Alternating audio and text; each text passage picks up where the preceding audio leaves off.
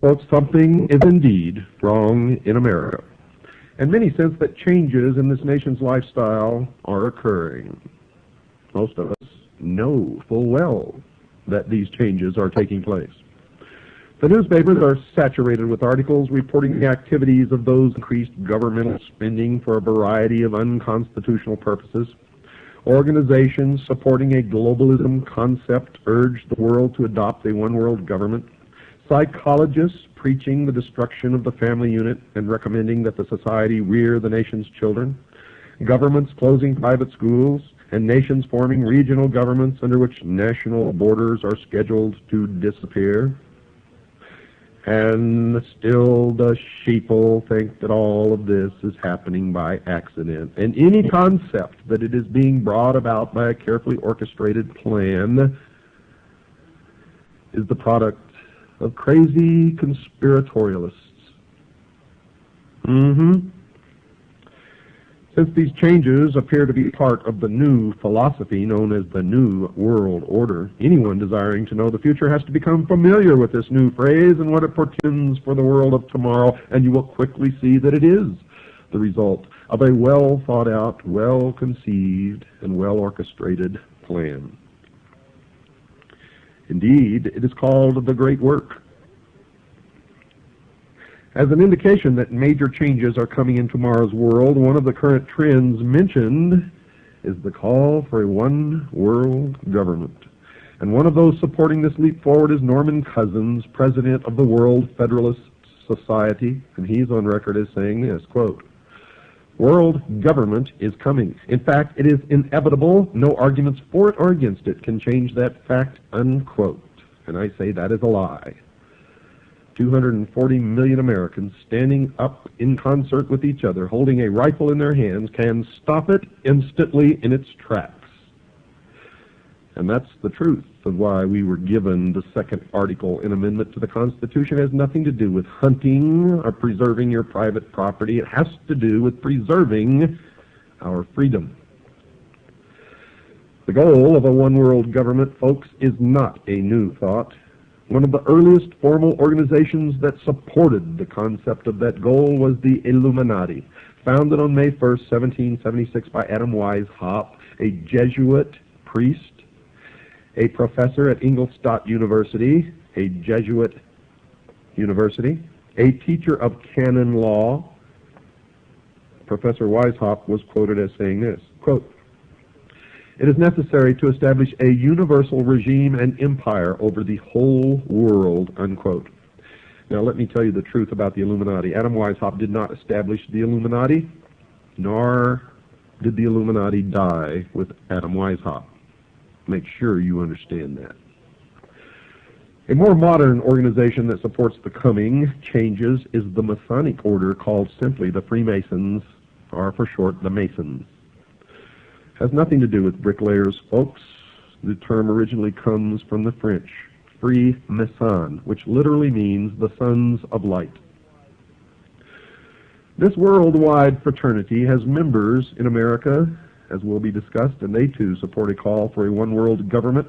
One who has written about this secret organization is Paul Fisher, and he says this about them in his book entitled Behind the Lodge Door, quote, "Masonry will eventually rule the world," unquote.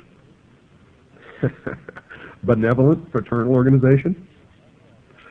Albert Pike, and you're going to hear an awful lot about Albert Pike during this series, the sovereign grand commander of the Scottish Rite of Freemasonry here in the United States from 1850 to 1891, the man who founded the Ku Klux Klan and B'nai B'rith, wrote a book entitled Morals and Dogma. And when and if you can find that book, don't pass it up, buy it and read it. Mr. Pike has been praised by his fellow Masons as a member almost without parallel in the history of the Masonic order. He was a great friend of Giuseppe Mazzini, the ruler of the European branch of the Illuminati. Carl Cloudy himself, a Masonic writer of great esteem, wrote this about Pike. Quote, "Albert Pike, one of the greatest geniuses Freemasonry has ever known. He was a mystic, a symbolist, a teacher of the hidden truths of Freemasonry," unquote. so the outsider can know that whenever Mr. Pike speaks, he speaks with authority and knowledge. He is perhaps the greatest Masonic writer of all time, and I would add next to Manly P. Hall. His book is given to each Scottish Rite Southern Jurisdiction Freemason who is asked to read it. There seems to be a difference of opinion as to whether or not this book is still required reading for each Scottish Rite Mason, as we were told that it was given to each Scottish Rite Mason in Tucson. Other Masons say that that is not true, but you have to remember they're sworn not to reveal the secrets of the lodge, and therefore you can never trust them to tell you the truth no matter what they're telling you. But in this book, Morals and Dogma, Pike informs the new Mason about the moral teachings of the Masonic Lodge. He instructs the Masonic reader that the order will eventually be asked to rule the entire globe, and he wrote this, quote, "The world will soon come to us for its sovereigns and pontiffs. We shall constitute the equilibrium of the universe and be rulers over the masters of the world," unquote. He wrote this supportive statement in a book entitled Legenda, quote, "And thus the warfare against the powers of evil that crushed the order of the temple goes steadily on, and freedom marches ever onward toward the conquest of the world," unquote. Reference to the order of the temple is reference to the Knights Templars, who were destroyed in concert by King Philip of France and Pope Clement V. And the powers of evil referred to in this paragraph is the Christian church, the Christian religion, Christianity as a whole. Let me read it to you again, just in case you weren't paying attention.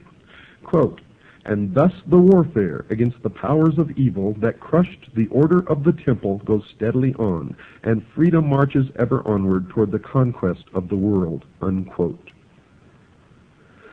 The order of the temple Mr. Pike was writing about was the Knights Templar, which was, according to him, quote, "devoted to the cause of opposition to the tiara, the Pope's triple crown, and the crown of kings," unquote.